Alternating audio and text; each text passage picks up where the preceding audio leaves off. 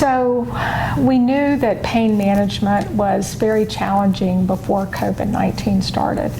And then when we had the first wave of the pandemic, things were shutting down, people were losing their jobs, resources, and then it just went on and on and on, and the stress level and mental illness and all that just compounded things. So we definitely know that COVID has had a huge impact on pain management.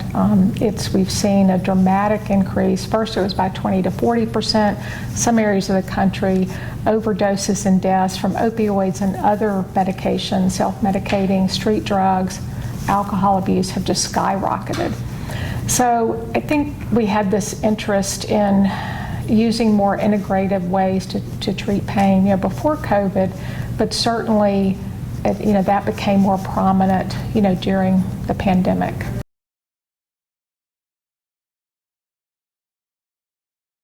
So we know that we're seeing all types of syndromes from people that have had COVID, or maybe even you've gotten your vaccine and you kind of have some myalgias and aching after that.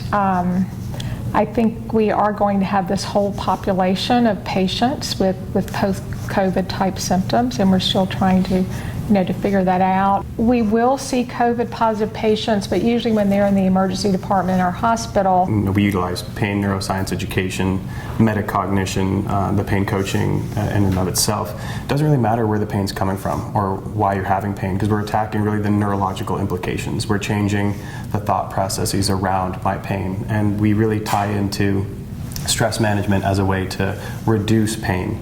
The areas of the brain that process pain also overlap with the areas that process stress, so it feeds back and forth.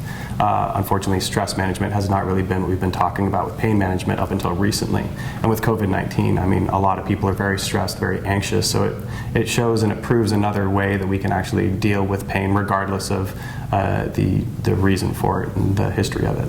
And that's a good point, because it may be a patient that we've seen in our program and taught them some techniques, and the next month they have COVID-type disease, myalgias, aches, symptoms after the acute disease resolves, but they've learned some of these techniques that they can use. So it's not just a one-shot deal, it's really lifelong learning.